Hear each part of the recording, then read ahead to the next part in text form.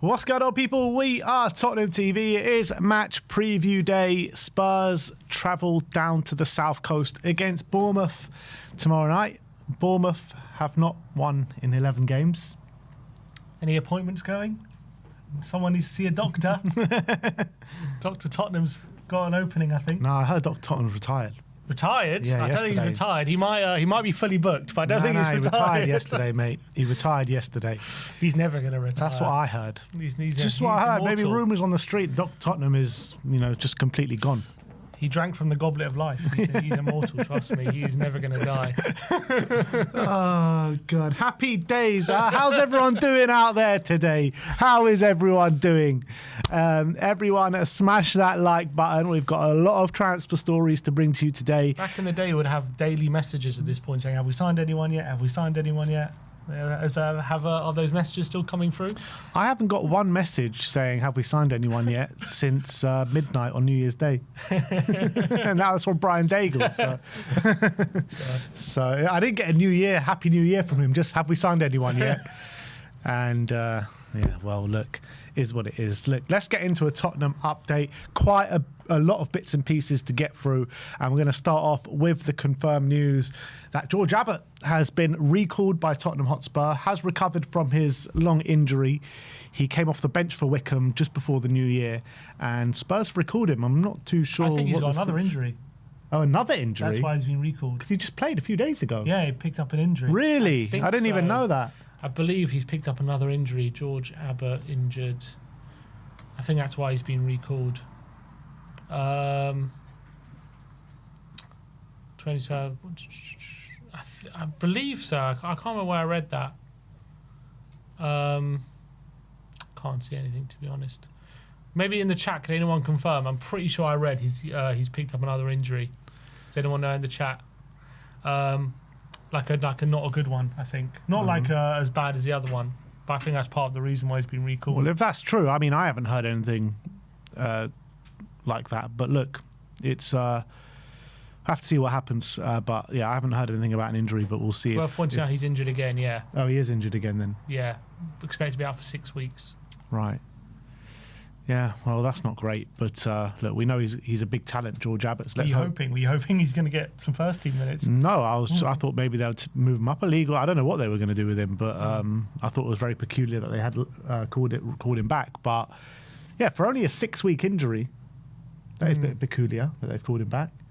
I guess because he was out for so long before, and then he's picked up another injury, so they just thought maybe it's better off him getting the medical care back at Tottenham. I don't know. Is that a wise move? Probably right about that. He's going to be out for like 6 months now. Yeah, you know what I mean. But look, George Abbott has returned to the club. Another confirmed deal. I don't think Spurs have confirmed this yet, but Fabrizio Romano confirmed it this morning that Jan Minhuk has been recalled from Portsmouth and sent on loan to Coventry. So yeah, he's gone an upward step, Jan Minhuk. He's now top of the Championship under Frank Lampard with Coventry. And yeah, look, he was struggling for minutes at Portsmouth, and now he's gone to top of the league in Coventry, which has surprised me. Yeah, it's not like he was done terribly from what I gather at Portsmouth when he's been on the pitch, but obviously they're in a relegation scrap, so it's kind of different kind of skill sets you need when you need like big players who are looking to like step up for the team. Maybe a small kind of scrawny lone player is not exactly what you need, and maybe that's why they've avoided using him. But he has shown attacking quality when he's been on the pitch. He scored, I think, 3 goals. Very recently scored a last-minute winner, a really nice goal as well. Maybe Coventry have seen that and thought, we're a dominant team in the Championship. We're looking to get promoted.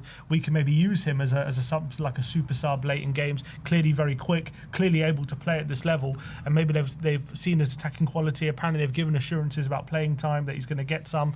So I think this could be a good move for him, playing in a more attacking team and a team that's dominating the league at the moment. Yeah. And Lampard also has a record with young players, a good record with young players.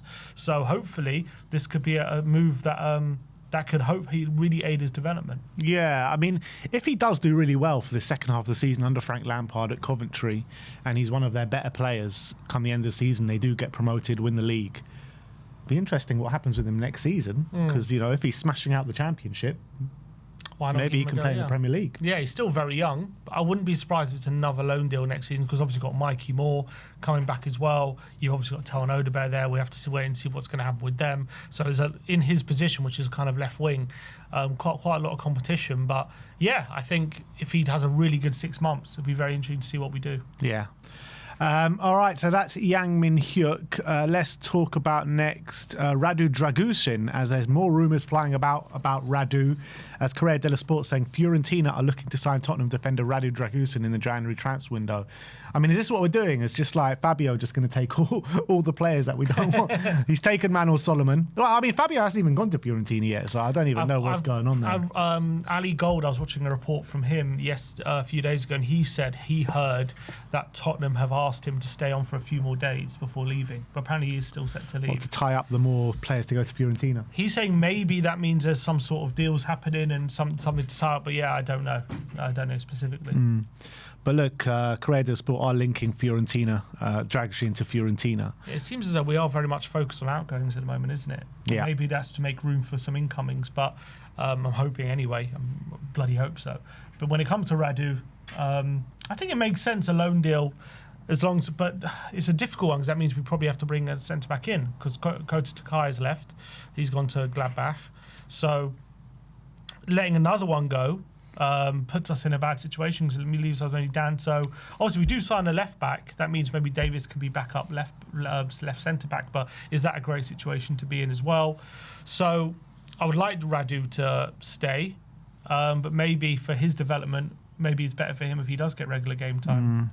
The thing is, we're just in a situation ourselves. I kind of feel like we need to put the team above player development right now, with the situation that we're in. So if we're not going to sign another centre-back, I'd prefer to keep Radu. Yeah, I agree.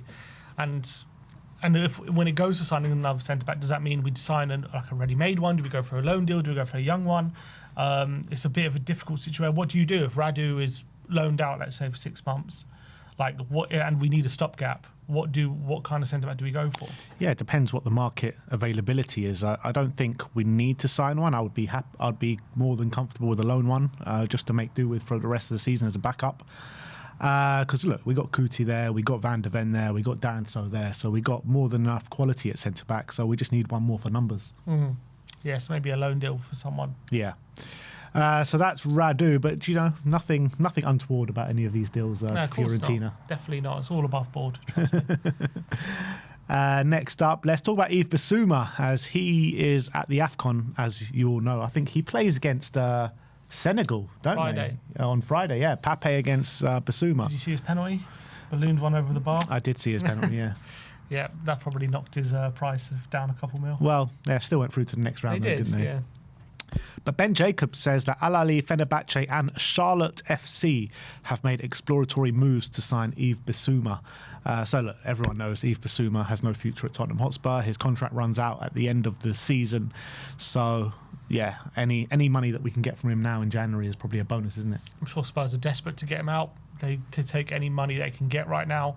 So any money, I'm pretty sure any bid, which is any above 5 million or whatever, is probably going to be accepted. So, yeah, I don't know where his head's at in terms of probably accept 2.5 million, to be honest. Would he be interested in going to those clubs right now? Does he still believe he's got a future at the top level? That's for him to decide. But yeah. I think Tottenham don't really care where he goes, probably. Yeah, exactly. And look, at 29 years of age and he's still doing this stupidness, I think he's going to find it hard to get a good club, to be honest. Not a good club is harsh, but maybe to stay in the Premier League. Yeah, I would say so. Yeah. Let's talk about Souza now, because we've spoken about him a lot over the last week. Still haven't seen him play, so not too much know how good he actually is. But we know that Spurs have had a bid rejected from Santos, and Ben Jacobs says that Santos are looking for a bid in excess of €30 million package with a healthy sell-on fee for left-back Souza. Santos are happy for 50% of the package to be in add-ons. Chelsea have also scouted the player.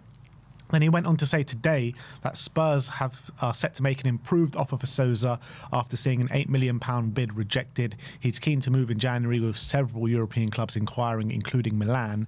And Edu Burgos says that Tottenham are preparing to make a second bid for Santos' 19-year-old left-back Souza. Their first bid of £8 million was rejected, and talks will continue this week with other clubs in the race as well. So, I mean, look, Edu Burgos is very hit and miss. Let's just put it out there. I know a lot of people on Twitter say he's tier 1, but the amount of rubbish I've seen him come out with in the past, I don't know how much to believe him. But, yeah, it looks as though Spurs are not letting this one rest.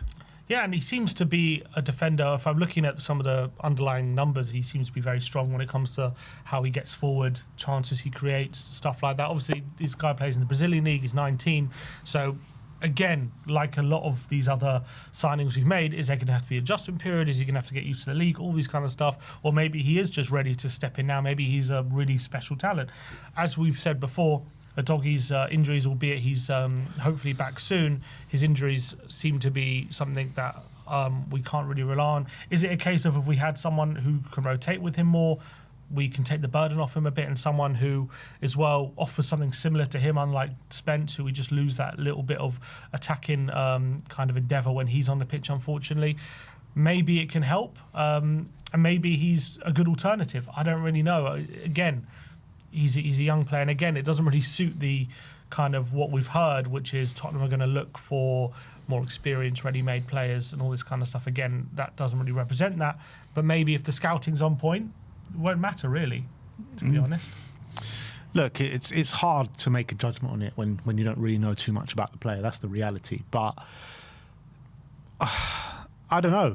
Look, if many clubs were after him in Europe, that would suggest that he's a very talented player, likes of Milan. I've seen even links in past 6 months to Barcelona and teams like that. So yeah, you're right. It does all depend on the scouting and if they've got it spot on. But we've brought in so many of these young players, and so many of them are not ready to hit the ground running straight away. And with a doggy's injury problems, we need that player just to come in and be able to take part in first team straight away. Like we were told Kota Takai was going to be part of the first team this season. 6 months later, he's out on loan. You know what I mean? So I find it hard to trust him. Yeah, is it going to be a case we sign him and 6 months later he's out on loan? That's what I'm worried about. And again, it adds to a squad which is already very... youth inexperienced, put it that way. We have a lot of teenagers already, so adding another teenager into the mix is I don't know if it's advisable, but I am happy with signing a left back and addressing that issue. That's true, and if he is good, then that's fine. And I'm a big fan of a doggy. I think he's great, but as we've said, he has these injury problems that don't seem to be going away. But then again, when he is fit, do we rely on him too much? And is that why he keeps getting injured? Maybe that's the issue. We need someone that can share the burden. Look, was so good under Pochettino, right? We had Danny Rose and Ben Davies at left back. We had Kyle Walker and Kieran Trippier at right back, and we were able to rotate them heavily throughout the season. And, fine, there were injuries along the way, but we weren't overplaying. Look at how much we overplayed Porro week in, week out. Never matter. He's always there. How was he not getting injured? Surely he's due an injury at some point. Look, but that's what you need. If you're going to put so much of an impact in your fullbacks, you need to be able to rotate them. And we just haven't been able to do that for years now. Yeah. So I don't know if he's the answer, but I'm just happy that we're addressing the issue, to be honest. I'd rather bring one in than not bring one in at all. But let's see if he's good enough. Next up, Yann Diomande. We're going to talk about him again, as Seb Safford Blur from The Athletic says that the chances of Leipzig Yann Diomande moving club this window are small. Shocker. So unless you're putting down a 80 million plus bid, you're probably not going to get him. Yeah, and clearly he's one we've looked at and everyone's very excited about, and he's clearly near the top of our list. But the problem is, it's January and he's playing for Leipzig and he's playing in the AFCON and they don't want to let him go, and he's he's got a lot of options, so it's going to take a lot more money to convince him to come here and to convince Leipzig to lose him mid-season. These are the problems that everyone runs into in January. This is not just a Tottenham issue, which is why January is not a good window to start unless you really need to start messing with the squad and trying to revamp it. It's not likely. So anyone, again, this is not going to be the last deal that we hit a buffer with, in my opinion. And the reality is we have to come to terms with the fact that either we're not going to get what we want, or we're gonna get a player who's maybe in the short term can do a job, but in the long term isn't maybe a great fit. And I don't know what we do with that situation, because everyone's been like before this window been focusing on this is going to be we're going to see what ENIC 2.0 all about. We're going to see if they're serious in this window. Unfortunately, January windows are not like that. It's not that simple. And what do we do? Yeah, the thing is, right, if Spurs were actually in a good way right now, I could see that being the case, and Spurs could splash out the money and be an attractive proposition. Because we're such an unattractive proposition, it makes it nigh on impossible, even more hard to do anything like significant this window. You look at Chelsea. I mean, who's spent big in January in previous year? I know Chelsea have, but like, how much did they spend? They spent 100 million on Enzo. They spent another. We got Porro once in January. We got Porro for 45 million. Yeah, that's true. Decky and Bentancur, we've bought in January. Bentancur from Juventus. But again, like, that was good. Those were good deals, but those were deals for unwanted players. Well, Porro wasn't. No, not Porro, but Decky and Bentancur, they were out of favour. Yeah.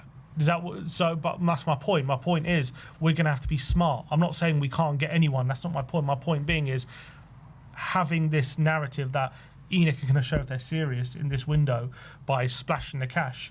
Are we going to be signing players for big money for players who are starting for decent teams right now? Can convince them to come here? I just see that being so unlikely. Put it this way: if Man City need a player and it's January, they'll probably go and get the player because they're a very significant proposition, and you know they're in an unbelievable way challenging the title. We're sitting in 12th or 13th, you know, 4 points from 14th, 4 points from 5th. Like, we don't look like we're going to be winning consistently anytime soon. We've got a manager that, you know, nobody knows the future of. He could be here in a few weeks. He could not be here in a few weeks. Like, everything is so unknown and up in the air at Tottenham.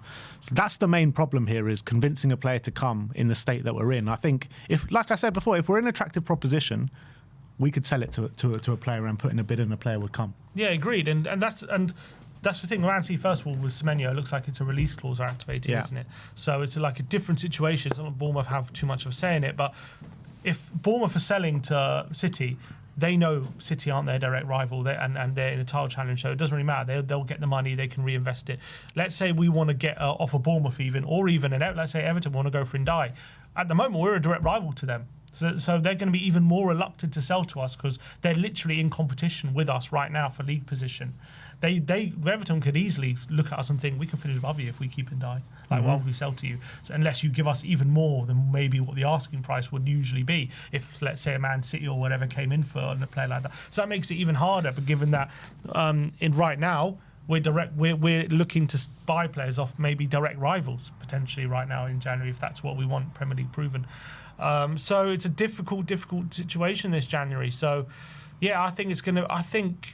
I don't know. I don't see many big signings that people are going to be jumping for joy at, put it that way. We might get some good players, but we're going to have to be smart. We're going to have to do what Brighton do and find some real great value or whatever. We're going to have to trust our recruitment here, because I don't think signing big players for big money is realistic here. Yeah, well, a lot of people have a lot of problems with the recruitment at Tottenham Hotspur, so that's also a problem. Trusting the recruitment, I don't know if it's.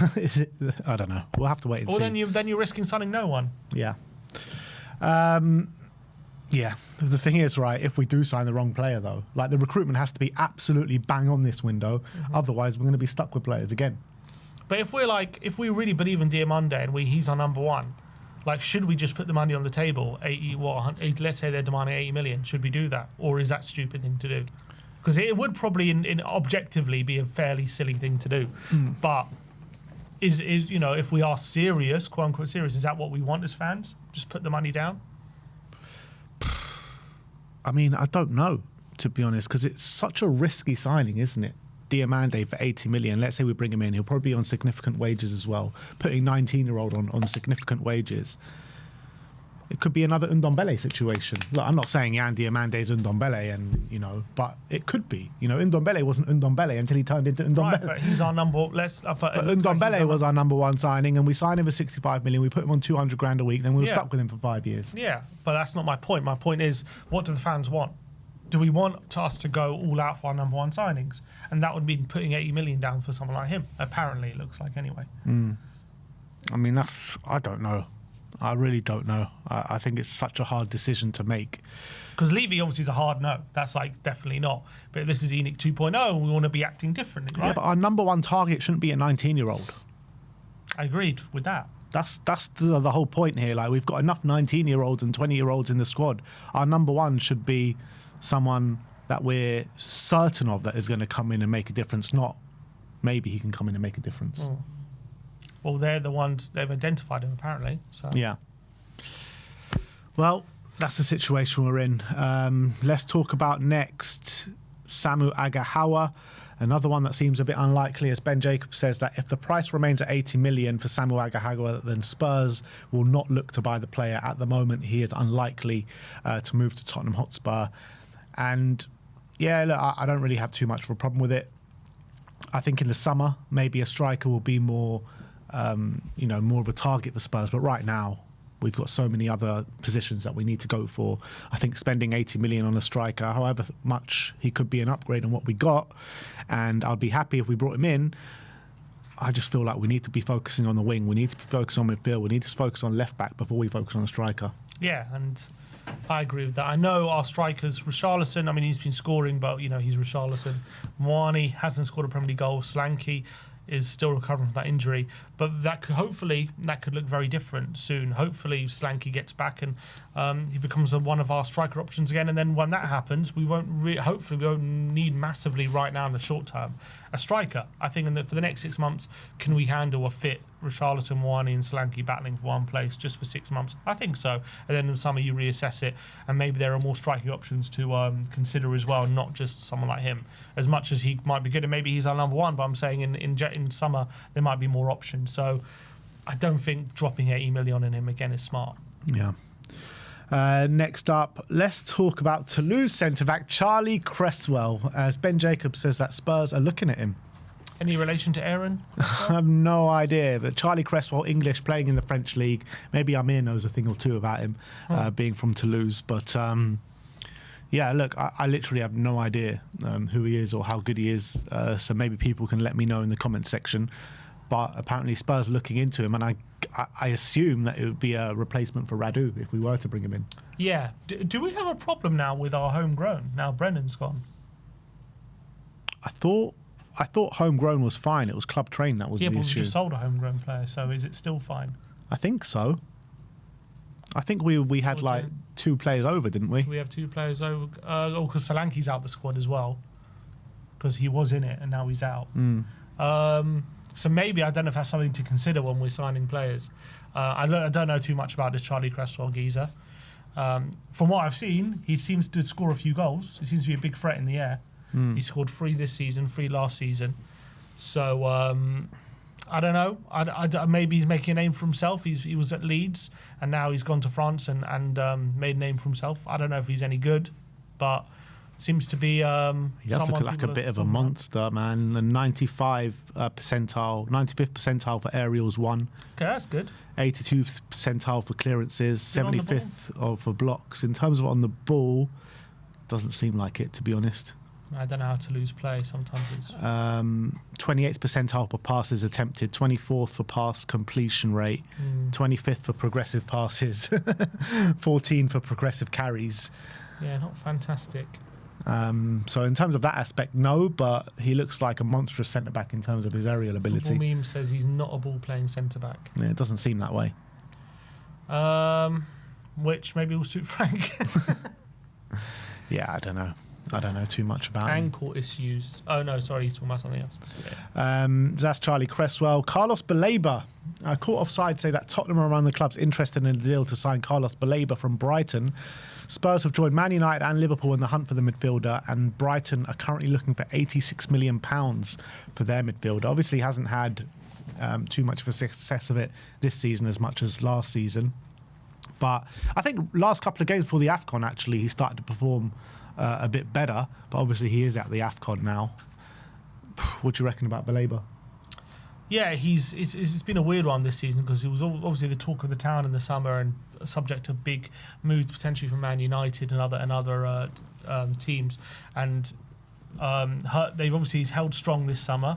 They didn't sell for not cut price, but I think they were demanding somewhere 100 million, and the only offers were between 60 and 70, and they held strong.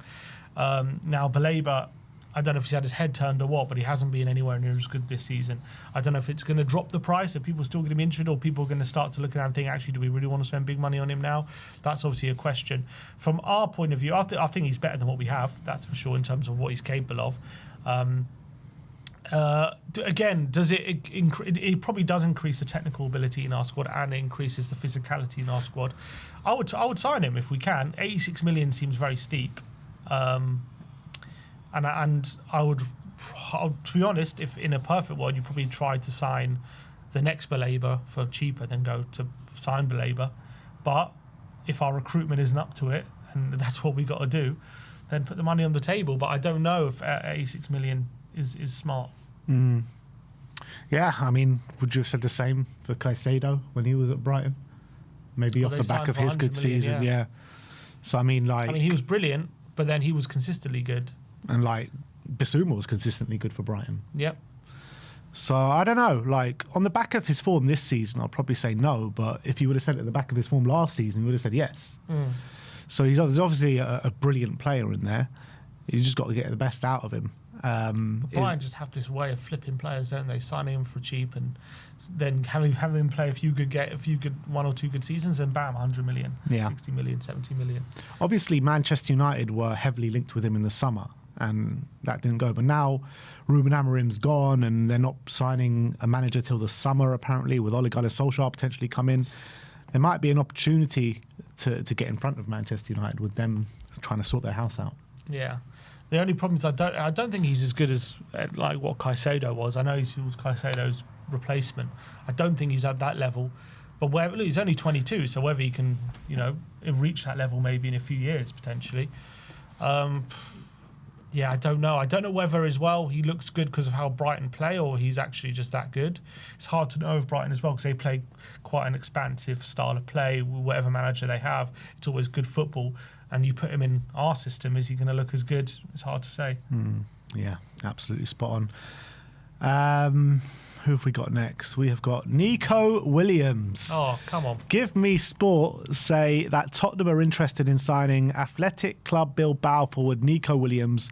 Williams is one of the high-profile names that Spurs are considering in their ongoing search for a new wide forward. Who would say no to Nico Williams? It's a weird one, Nico, because I was very desperate to get him a couple of years ago, or even a year ago. And he obviously scored in the Euro final against England, and he was heavily linked to Barcelona. For the last 2 years, it's been a bit meh from him in terms of an output point of view, because he had that one season just before the Euro final. He got 16 goal contributions, and everyone was like, okay, he was how old? 21. As okay, now he's ready to maybe get to 20, 30 goal contributions. But since then, it's kind of dipped, and he's got last season only 10. This season he's only on 5.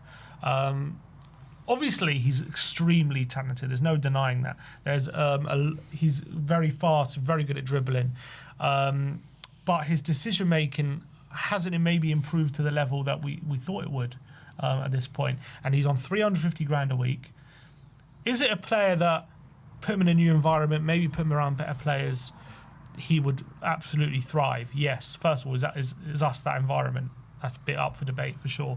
But is it a massive risk as well, spending the amount of money that we need to spend and the wages, making by far our biggest wage signing for the level of output he's currently showing over now 18 months, not just, it's quite a while now. Put it like this.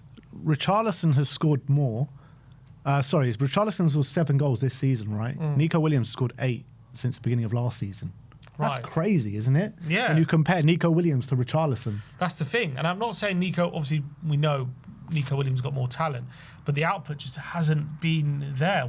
I really thought it was going to go more, going to really improve massively, but he's still struggling with that for some reason. And I don't know whether it's because all the rumours of moves to Barca and whatever, but then he did sign the contract, so he decided to do that. It wasn't that long ago, was it? A year ago? Look, he decided to stay at Athletic Club Bilbao for more money. He's on a bumper contract there.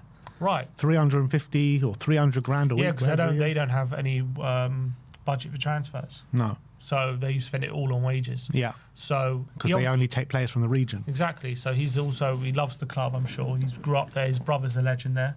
So he's decided to stay. And he sees himself maybe being a bigger legend than his brother. So it's going to take a lot to get him out of that club. But would I risk it? I mean, I'd like to say yes, because I don't know how many better players we could get than him, but it is a massive risk. But you know the conversation we were having a week ago about Rafael Leao saying it could be one of those massive flops. It could be the same with him as well. Could be the same as him, yeah. But look, if he's rejecting Barcelona 6 months ago, yeah, he's not coming to Tottenham. He's not coming to Tottenham. Yeah, he ain't coming to Tottenham. It's a good point as well. Someone in the comments here, Kicks TV, says that his value could skyrocket after the World Cup. Yep. Well, we ain't getting him in January. We ain't doing it. We ain't getting him in the summer either. No. Next up, we've got some more for you guys.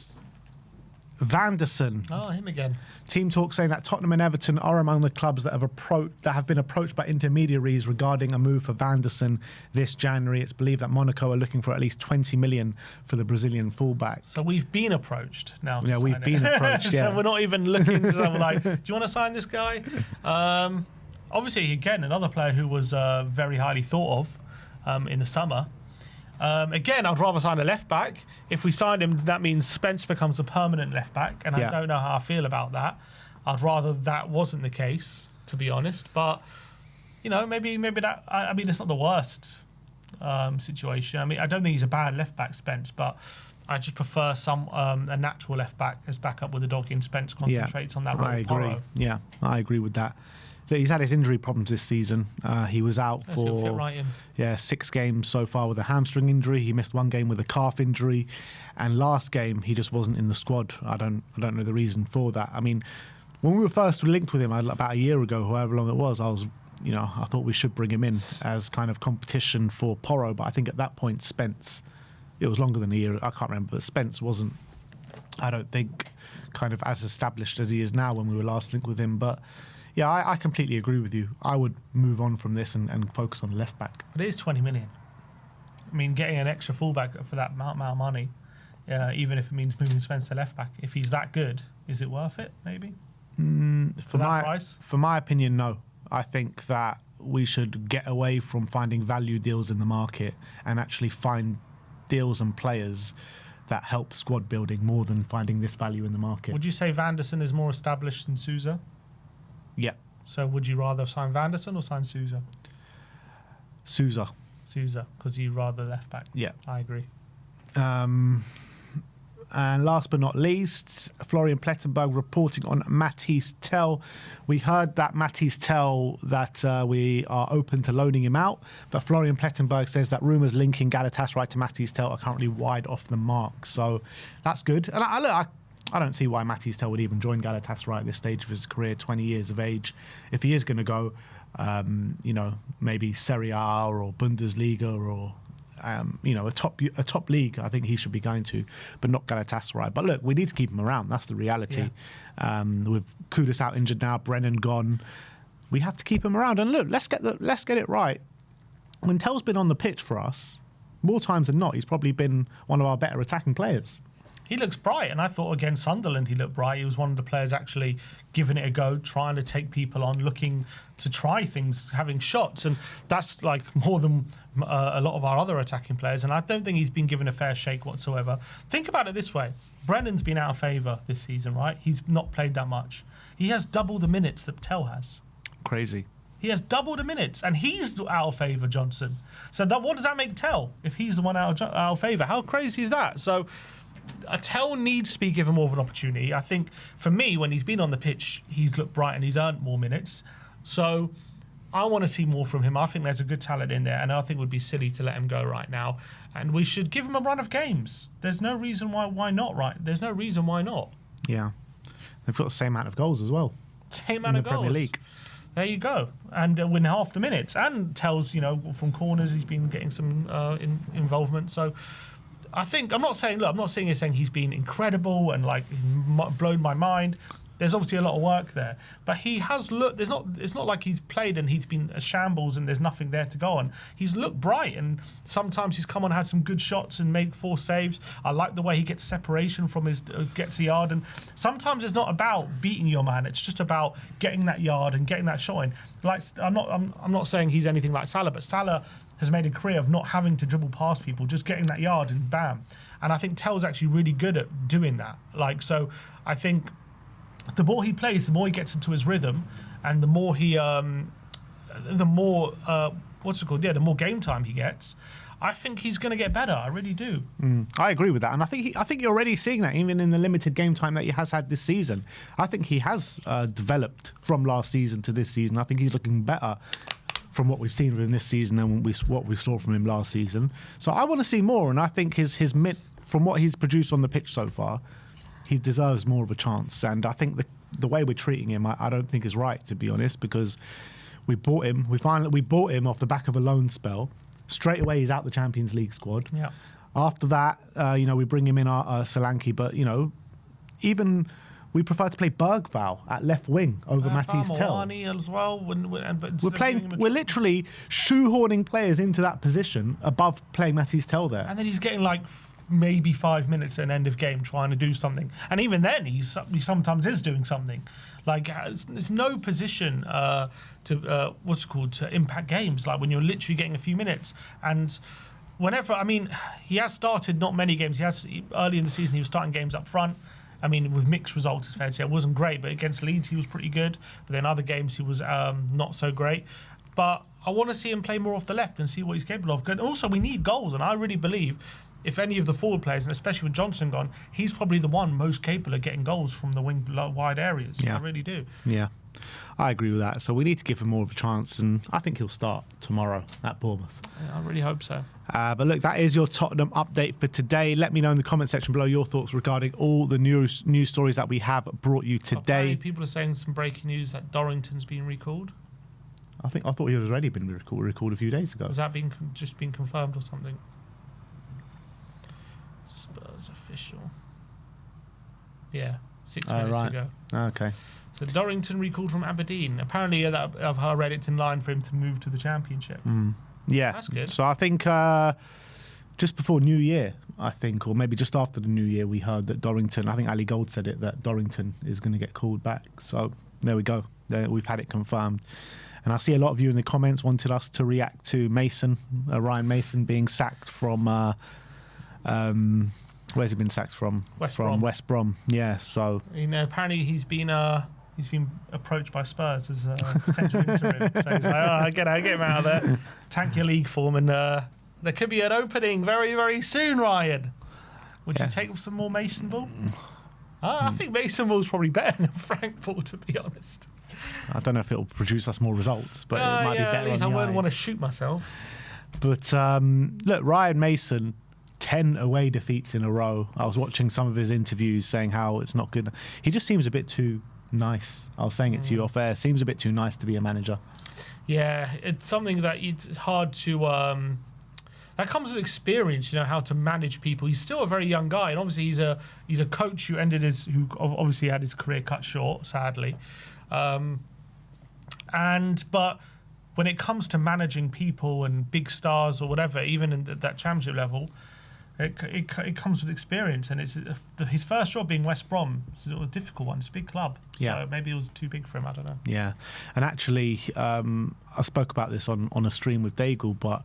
You weren't in that day, but me and Daigle bumped into Jake Livermore in the coffee shop downstairs, and we were talking about West Brom and Mason being there and stuff. And he's there, is he? Well, he's retired now. He's retired. But he was saying that he's been up to West Brom a couple of times to see Mason since he's got the job, and it is a terrible situation, and the board are terrible there. Oh, really? Yeah, that's what he was saying. In what sense? Saying there's not enough money there, there's not enough quality there, and it's just like...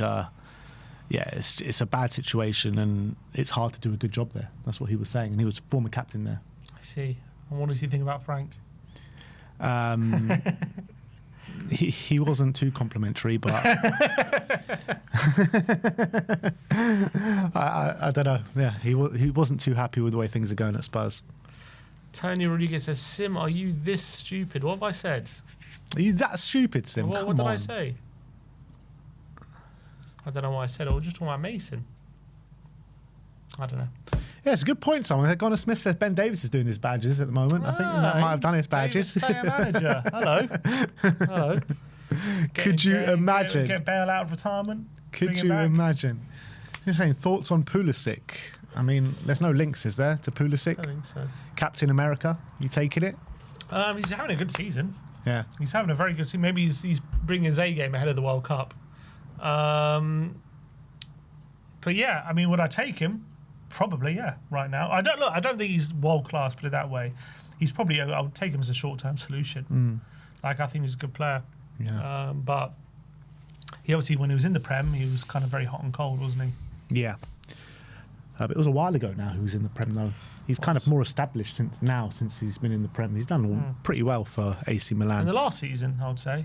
Yeah. Was good. I think it's only this season really started to do really good, isn't it? I think the comment that he's calling you stupid on saying on Tel he's like Salah. I never said he's like Salah. Tel can be our Salah. He could be our Salah. Just give him a chance, Frank Thomas. Super chat here from Nico Stas. No comment there. Message retracted. Retracted. Thank you very much for the super chat. But look, let's focus on the game tomorrow night at the Vitality. It's going to be a cold night down south, I'll tell you that. But we're going to start off with our predicted lineup, and let's get into the injury news. So, the injury news, we know Maddison and Deki and Solanke still injured, although Solanke, I believe, has joined light training now. So hopefully, positive steps, as Frank likes to say, on Big Dom. This one actually is a positive step. Yeah, I think maybe there's some light at the end of the tunnel, and it's hopefully, as Ange say, not an oncoming train. Mohamed Kudus, no confirmation, but unlikely to feature. Frank said tomorrow. So we'll learn the results of the scan. Hopefully today or tomorrow, or maybe before the next game. Hopefully it's not too bad, but I'm not confident he's going to be fit for the next week or so, in my opinion. Doggy, he's training and getting better, but I think still unavailable. Bissouma and Sarr at the AFCON, so they're not available as well. But yeah, that's it. All right, so let's get into the predicted lineup. 4-2-3-1, as per usual. And as per usual, we are going to go for Big Vic in goal. Yep. And I think Bournemouth, they're a team who like to have a lot of shots. So I think his shot stopping is going to be very much in need. Oh, definitely. And with Semenyo's last game as well for Bournemouth, he loves a shot, doesn't he? They rain the shots in. That's a bit beyond. It doesn't really matter who they're playing. Like against Arsenal, they had loads of shots. So that's what they do. Yeah. All right, the back four, I just think is the back four. I think we can just say it as it is. You know, Porro, Romero, Van der Ven, and Spence. We know that's going to be the back four. Yep, I think that's what he's... Well, that's Benny Davis. Nah, I think Spence comes in. Come on, you know Spence is going to come in. Davis had a good game. He did have a good game, but I think it was more just squad management than anything else. Could it be Spence on the right and Davis on the left? It could be, but I don't think it will be. Could Porro do with the rest? He probably could do. I just don't think he'll give it. For some reason, no manager likes to give Porro a rest. All right, so let's go Spence there. And also, with Ben Davis at 33, you're really going to ask him to play 2 games in a week. Yeah, true. Okay. Yeah, so that's the back four. Porro, Romero, Van der Ven, Spence. Now we get into the tricky midfield, as it always is. Are we going for Bentancur and Gray again? Well, does Paulinho come in for this one? And does Bergvall come in? Well, you know, Ali Gold, his prediction is Paulinho Bergvall in the double pivot. I would like to see that, to be honest. I wouldn't mind seeing that. Obviously, they're going to have, Scott and... Adams is injured, isn't he? Yeah. So they're going to have Scott and Cook or Christie? Didn't Scott go off injured last game? Let's see. So, did Scott go off injured? Well, against Arsenal. Yeah, he went off. I don't know if he was injured. They played Scott and Tavernier in the double pivot. Tavernier. Okay. Tavernier's just like, yeah, you can play anyway, Yeah, can't just he? put him in centre mid. I think I really want to see Bergvall in the double pivot. I really want to see that. That's crucial for me. So I would like to see Paulinho and Bergvall. I'd like to see that given a go, to be honest. I think Gray and Bergvall maybe just a little bit not enough physicality. So I think you do need one of Bentancur and Paulinho. I think you do need one of Gray and Bergvall in that six as well, in that double pivot. Scott's not injured. Scott's fine. So does he change it? He did say he was going to need to rotate a bit. And obviously Gray and Bentancur have played a lot. Yeah. So should we go Paulinho, Bergvall? Yeah. Sorry. Paulinho, Bergvall. All right. So Paulinho, Bergvall in the double pivot. In the 10, Javi's back. So that's a big positive. Xavi returns. We need him. We need him back. He's been very sorely missed over the last 3 games, that's for sure. So glad to have him back. He's going to have to go straight in, and hopefully he can have a good game. Now the wingers, I just think it's going to be Tel and Odebear, I guess. What else do we have? Moani. We've got Moani as well, yeah. I think Moani will play up front, though. You think Moani will play up front instead of Rishi? I think he'll give Rishi a bit of a rest this game. Because, you're talking about players that need a rest. Tel and Odebear don't need rest because they haven't played too many minutes. Richarlison has played a significant amount of minutes. Yeah. So which one's which? I think Tel on the left, Odebear on the right. That's what I want to see. All right, Odebear on the right and Tel on the left. And look, this is a game they could thrive in because Bournemouth give you space, they give you chances. Yeah. And if this is kind of a game, I know they're also relentless with how they play, so it's not going to be an easy game. But if we can get our foot on the ball and go at them, I think Tel and Odebear will find spaces that they can enjoy. Yeah. Look, Richarlison has started 3 games in a row. Palace, Brentford, Sunderland. So is he really going to start another game? I don't know. I think Moani's going to start. And so up front, Karandil Kolawani, who needs that first goal, doesn't he? Badly. Really needs that goal. Look, tomorrow night's a night that he can probably get it with the space that we're mentioning him. Bournemouth love conceding goals, don't they? They do. They're really frail at the back. Although I have to say, it's mainly away from home. Away from home their defence is bad. I think at home, I read their defence isn't that bad. So, at home, 9 goals conceded. They actually got the 5th best defence. Wow. Away from home, they've got the worst defence. West Ham went there, scored 2 goals. Burnley went there, scored a goal. There's no reason why we can't go there and score some goals. There's plenty of reasons. Well, if those teams can do it, why can't we? Because we're awful at going forward. Yeah, we've scored more than them. True. We have. Yep, we have. Maybe we'll get a corner. Touches 3 players. But yeah, look, it's it could be an exciting game. It could be an exciting game, but we went there last year. Didn't we lose 1-0 last year? And they absolutely battered us, didn't they? So if we let them come on top of us, then it could be a bit of a battering, to be honest. Like with their attacking players and their attacking style. I just hope Dr. Tottenham has taken the day off tomorrow night because we need it. Wouldn't bet on it. Yeah.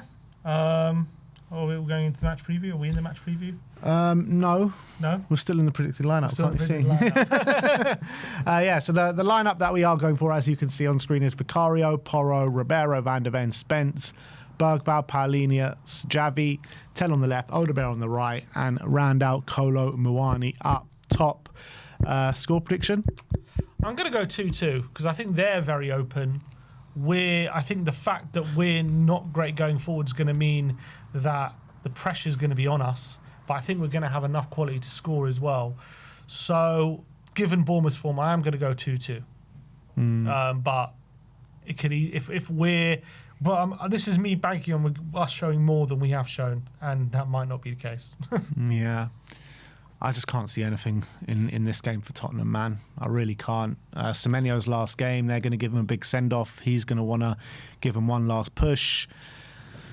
Dr. Tottenham. Yeah, I don't trust Spurs in this game. I really do not. And I'm going to be there down on the south coast, and I'm not even sure why I'm making the trip. But look, it's going to be a good day. It always is with the Spurs away fans. Yeah. Got any old player songs lined up for when we're 2-1 down? You know my go-to, man, Ginola. Exactly. Get it ready. The Ginola song is always going to be a good one to get going. But no, I think Spurs are going to lose this, and I think it's going to be 2-1 to Bournemouth. So, yeah, there you have it. That is the predicted lineup. In terms of, let's just move straight into the preview, because, we know it's going to be a difficult game. We know we seem to struggle down on the South Coast, no matter who the manager is. And I do remember that game where we lost 1-0, but it could have been 4-5-6. Take your pick. They absolutely tore us apart that game. They just couldn't put the ball in the back of the net as much as their chances suggested. So I feel that Spurs and Thomas Frank are going to sit really deep in this game and look for counter-attacks. And that's what we're going to do. Probably. It's what we do every game, so it's probably what we're going to do. Yeah, well, we didn't do it in the first half against Sunderland. We did press them high. But still, even that Sunderland game, it wasn't like we were keeping possession and we were building up through the thirds and, putting pressure. It was very much long ball, win the second balls. When they have possession, you press them high, and we were getting joy out of that. But it still wasn't like we were playing great football, put it that way, just very quick passes out wide and getting the wingers in there earlier. And I think the most joy we were getting is actually pressing them high and winning the ball up high up the pitch. And maybe we could do that against Bournemouth. Obviously, Bournemouth, one of their more impressive results and performances was against us probably earlier this season, how dominant they were. That was obviously the first time we saw real cracks in what Thomas Frank's trying to do. And ever since then, the cracks have really widened, I think it's fair to say. But Bournemouth were the first team to really expose it for what it was. At the time, it seemed a blip, didn't it, early in the season? It was like, okay, just one of those things early in his tenure. We'll learn from it. Unfortunately, we haven't learned from it. And in fact, a lot of teams have probably looked at that blueprint and have replicated it and have kept us really at arm's length. Now, Bournemouth, the thing could implement the same thing in that game, and they were so relentless. The thing is with Bournemouth, how they've played in the last 11 games, as much as they haven't got the results, they haven't actually played too badly in a lot of these games. I was looking at some of the underlying numbers, and I would say about half of those games, like, they should have won. Like, looking at the numbers, like, a lot of them, they're still creating big numbers. They are conceding a lot in terms of like chances, but they're creating still like quite solidly at least 2 XG per game. Now we're very solidly creating under one. So if that kind of if that continues, then it's going to be a very difficult day for us. And I just don't think we should go under any illusion that just because they're on an 11-game winless run, that they're it's going to be an easy game. I don't think that means nothing coming into this game. Bournemouth on a winless run. How many times have we played a team on a winless run and come out second best? So I look at that game when they played against Arsenal, and for the first half they were relentless against Arsenal, and you're talking about the best defence in the world, and they were able to pick holes through it and create chances. Yes, they didn't get the goals maybe their performance deserved. They scored one through a mistake from Gabriel, but they really should have scored more in terms of the way that they were attacking Arsenal. So looking at that game, that's something to fear. That is something to fear going into this game, because absolutely, you're talking about the best defence going to the Vitality and struggling in 45 minutes, the first 45 minutes. Well, we're nowhere near the best defence. No, and the big problem for me is with that is we allow shots. Like, we allow shots from what we consider to be less dangerous areas or low XG areas.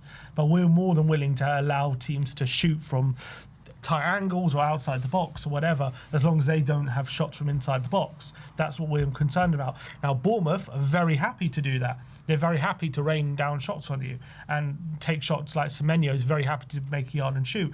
And I am worried that pressure is definitely going to tell, and they're going to find a couple of moments of quality and score the goals. Now, what I'm hopeful for is that with Xavi back in the team, with Tel in the team, and some more attacking players going the other way, that we're going to have some firepower there. Maybe if Bergvall's in the team as well, we'll have some firepower to hurt them and to actually exploit them, because they're very open defensively. And they only kind of have one way of playing, and that's going 100 miles an hour. And if you're good enough, you can catch them out. So hopefully we do that, whether it be from set pieces, long balls over the top, or just Tel and Odebear finding that space in behind, or Javi picking the lock.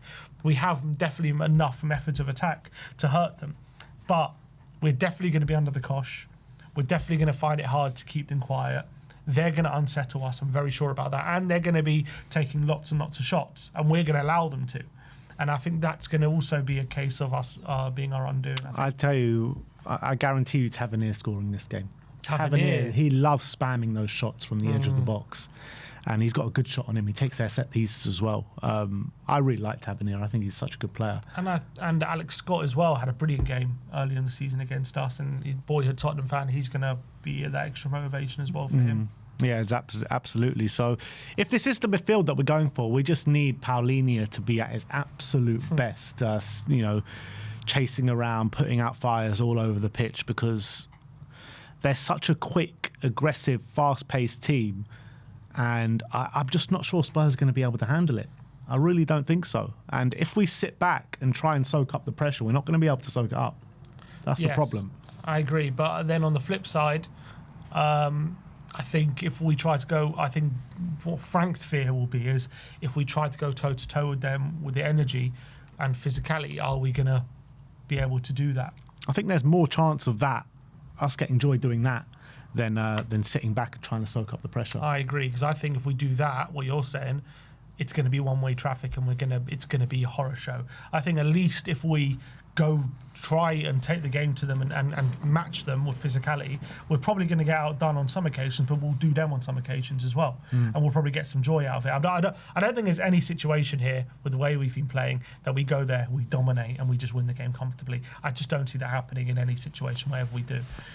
Because we just haven't been that team this season. So whatever happens, this is going to be a game where either we go forward and we press them high and we try to create chances but leave the back door a bit open and it becomes a bit of a ping-pong game, or we sit back, soak up the pressure, try and hit on the counter, and I think in that situation we get penned in, we don't have any outballs, and we lose the game, like similar to Forest. Yeah. Look, Frank is going to bank on that, isn't he? He's going to bank that the clean sheet mentality will bring us through, we'll sit back, we'll try and hit them on the counter-attack, and he'll probably say, we've got Moani up there, we've got Javi back in the team, we've got, speedy wingers with Tel and Odebear on the wings to hurt them on the transition.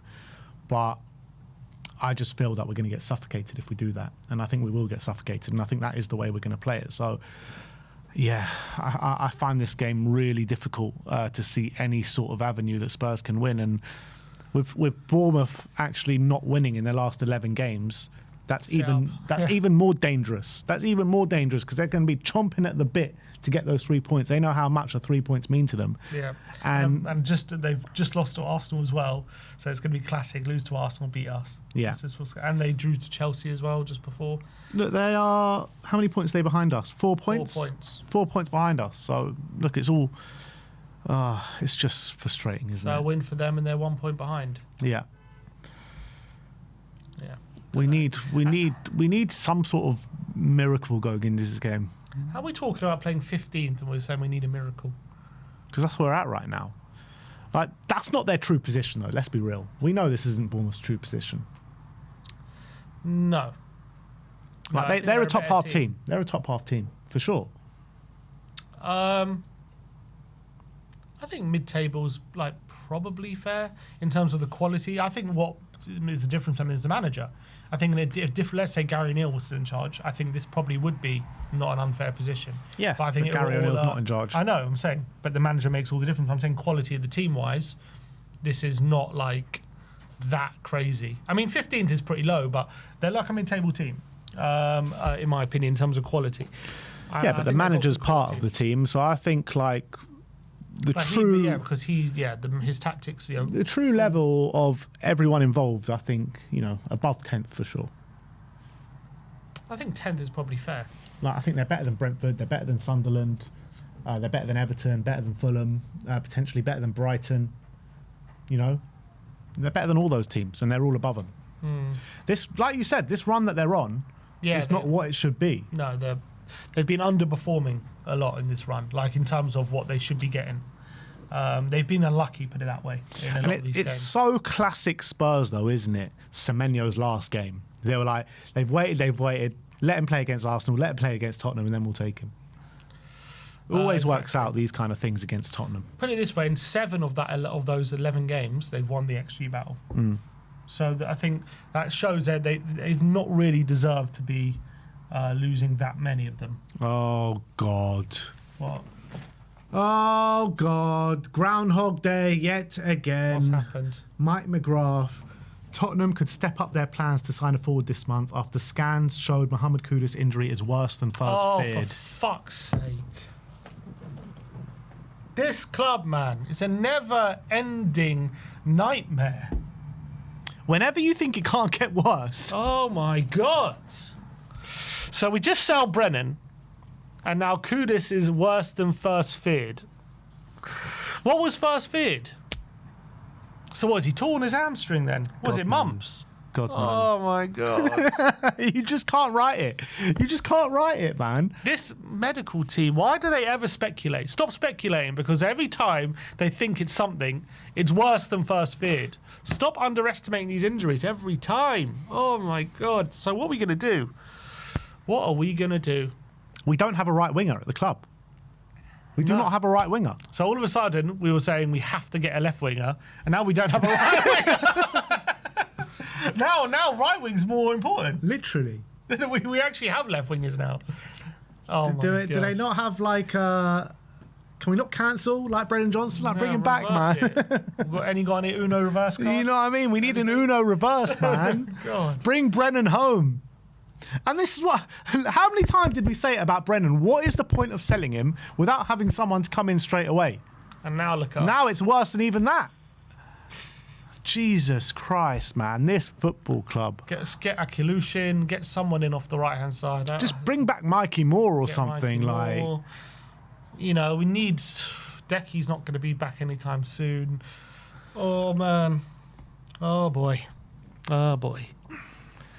But what does worse than first feared mean? I really want to know. Are we not going to see him for the rest of the season? Like, what is going on with Kudus?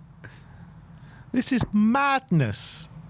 Someone says, can we loan Brennan Johnson? Can we get one loan? We'll pay you 10 million. Oh, God.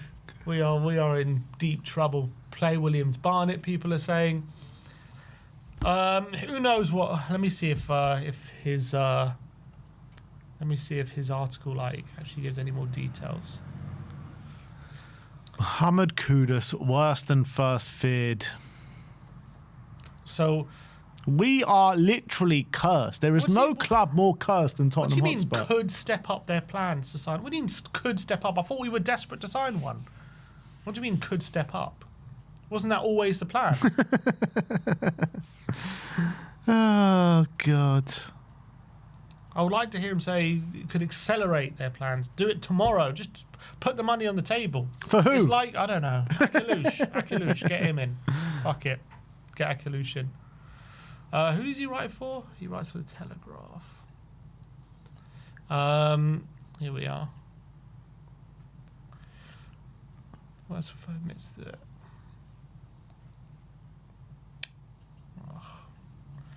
I don't think he says any... Let me see. Got to wait for Ali Gold to come out with... I'm sure he'll report on it pretty soon. This is a nightmare. Absolute nightmare. And he's been pretty much our only attacking player this bloody season. Yeah. And now we don't even have him to maybe perform a miracle. I can't get it. But I don't even know what to say anymore, man. Emergency loan for Lucas Moura. Get him back. Dele Alli's on a free. Bring back Sissoko, Moura and Lamella, Hendrickson says. Lamella's he just retired. Bring him out of retain for a year. I heard Aaron Ellen on the radio the other day. Yeah, bring it. You know what? In the Legends game, he was quality. He was quality in that Legends game. Steven Bergwijn. He was linked to West Ham, I saw. God, where's Arnaut Danjuma? Johnson are laughing right now. Where's Arnaut? Is he also in Saudi? I can do a job on the wing. Should I take my boots down there to the Vitality tomorrow? Maybe I'll get a few minutes. God, this is an absolute nightmare. Absolute nightmare.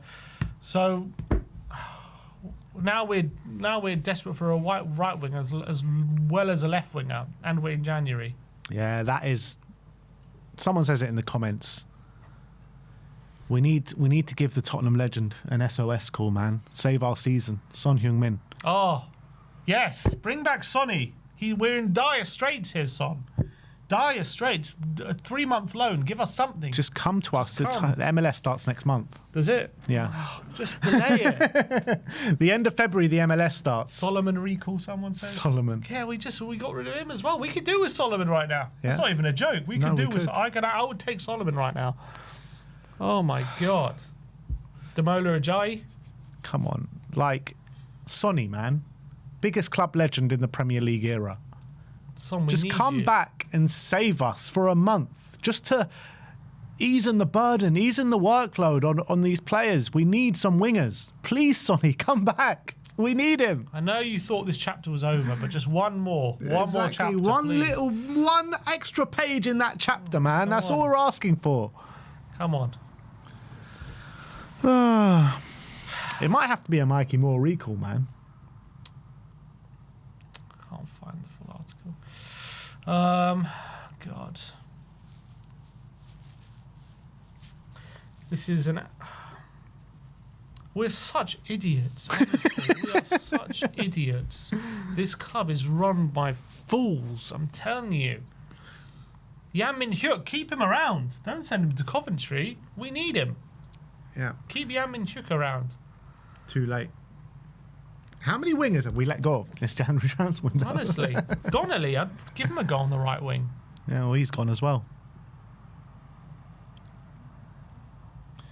I guess, Bergval's going to spend more time in the 10, Javi out on the left, and Tel and Odeberg can share that right wing spot. I'm assuming worse than first vid is you're talking months rather than weeks. That's what I'd assume.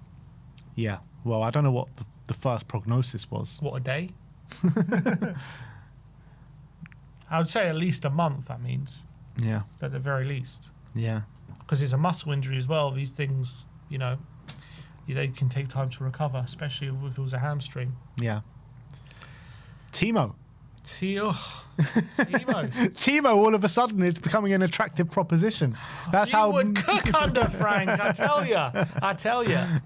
Can we get Chiesa from Liverpool? Oh, Jimmy Neighbour, bring him in. God.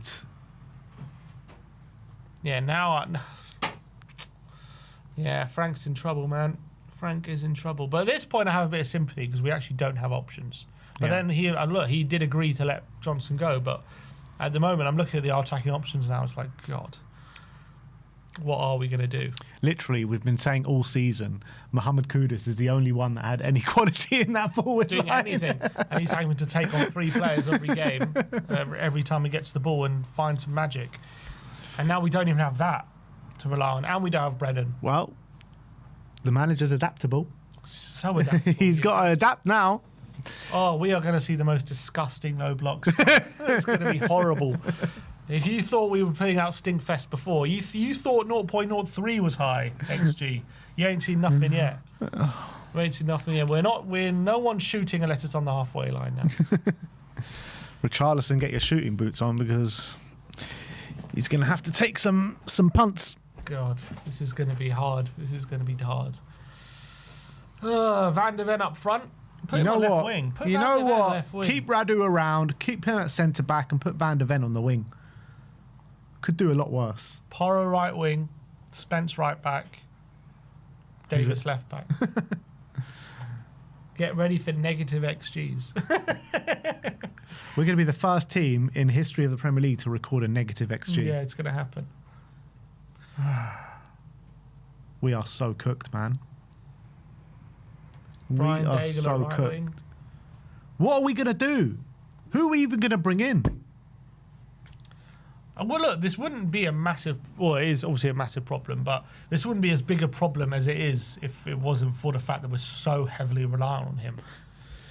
To be fair, though, like the games that we have played without Kudus, what have they been? Like, it's been decent. Yeah, I think we don't rely on him as much when he's not on the pitch. Well, clearly, we can't because he's not there. No, I mean going down that side, I should say. And I think that kind of helps with the balance of the team. But we had Johnson in those scenarios. We don't have Johnson. I'm not saying he was our saviour, but yeah, that's a good point. Maybe just don't play with wingers. 3-5-2. Maybe we're gonna have to do that. I would not be against that at all. I think that actually might be the best way. Who gave that idea? That's a good idea. Timton. Yeah, that's a good idea. I think that's probably the best way to go about it. Richie and Moani up top, Porro, Spence at wing back, Javi with Bergvall in the centre, and maybe one of Paulinho or Bentancur. Yeah, so he's still got some offensive. Yeah, and then the back three of Romero, Van der Ven, and Dancer would drag. Doesn't sound too bad actually. Yeah. And then you could put Tel in the front line as well if need be. Yeah. In a 2. Yeah. Where does that leave Odebear? Yeah, Odebear would have to... Wing back. Probably be a wing back, yeah. Or you can either go in the front line or maybe you can go in one of the 10 positions potentially. 3-5-2. We've obviously done that formation once against PSG. Didn't we do it one other time? Didn't we do it? No, we didn't. We did 3 at the back at Arsenal, but it was 3-4-3. Yeah. 3-5-2. Let's give that a go.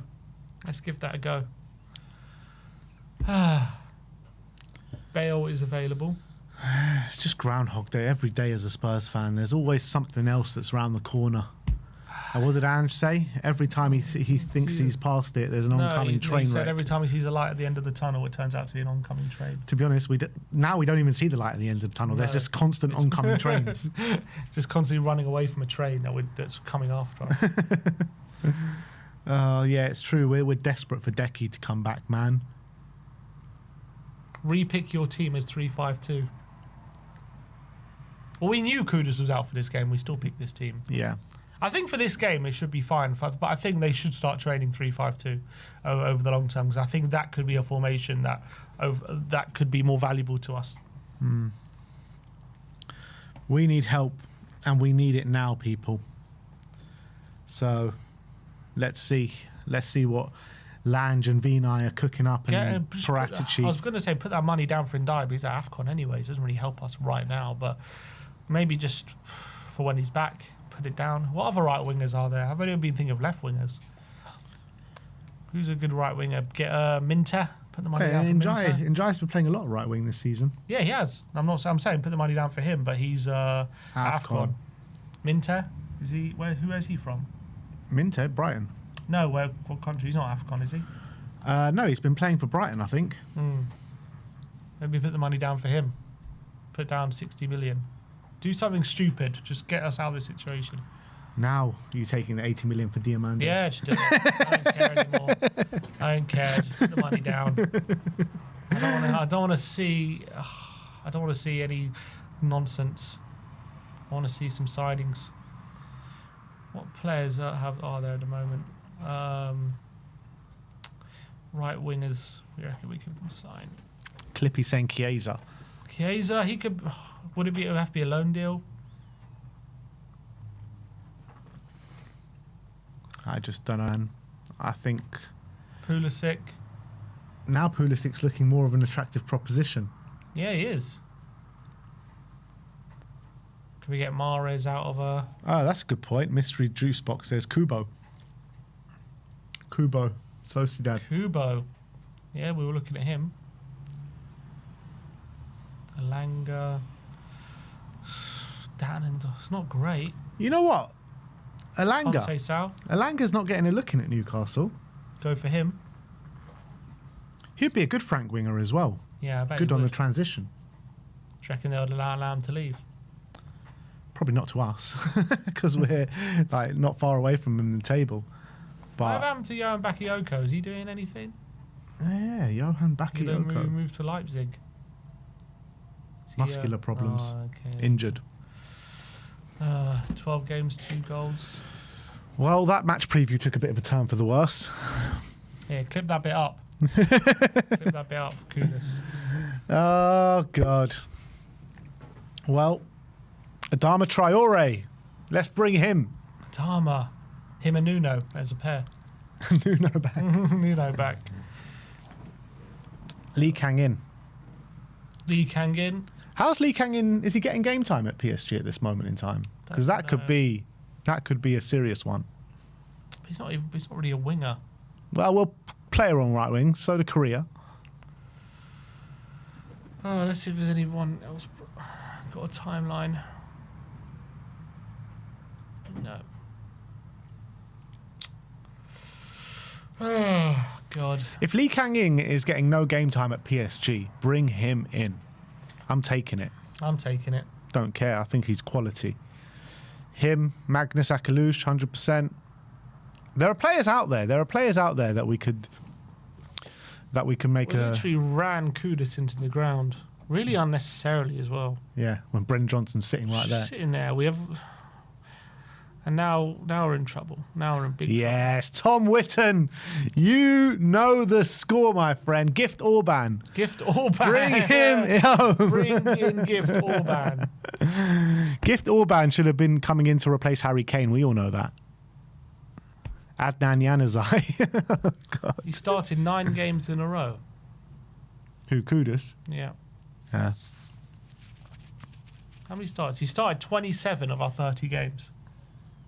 And not only that, in those games, he's like probably been the most used player, probably one of the most running. Every time he's got to do everything, essentially, every game. Like, it's crazy. Yeah. He's only not started 3 games. And even in those games, he's played at least half an hour. What were the 3 games he didn't start? Bodo, Newcastle in the Cup, and PSG in the Champions League. So Alexander Liam George says Chiesa, Moussa Diaby, Matthias Sula, Takafusa Kubo, Jamie Luling. Who's Luling? Jamie Luling. I don't know. We could bring home Brian Hill, someone says. We let him go too soon. Rooney Bargy. You know what? Apparently Barca want to loan him out, Rooney Bargy. Okay. But this is our own doing, overplaying it. I think. No, right. Henderson said, bring in Freddie Adu.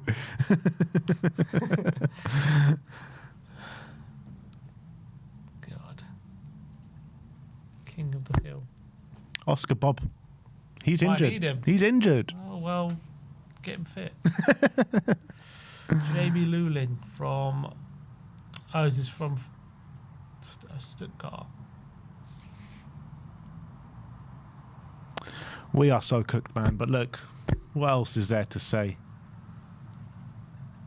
What else is there to say? Just like Tottenham, to put everyone in panic mode. Well, we're already in panic mode. I know. This is like overdrive panic mode now. Mohamed Kudus, significant injury. Malik Fofana, Harvey Barnes. I'll take Harvey Barnes, but Harvey Barnes ain't leaving Newcastle. All right, look, what else is there to say? We'll leave it there. Put everything on the line for Savinho. He's injured. Oh, yeah. I heard he's got a bad injury as well. Look, we'll see you all tomorrow. Well, Sim, we'll see you tomorrow on the watch along. I'll see you tomorrow from the stadium. And yeah, thank you everyone for joining us. Let us know your score predictions in the comment section below, and let us know who you think Spurs can target now at right wing, seeing as we have no right winger available for the foreseeable future. And yeah, have a good evening, everyone. Like, subscribe, and comment. And as always, come on, you Spurs.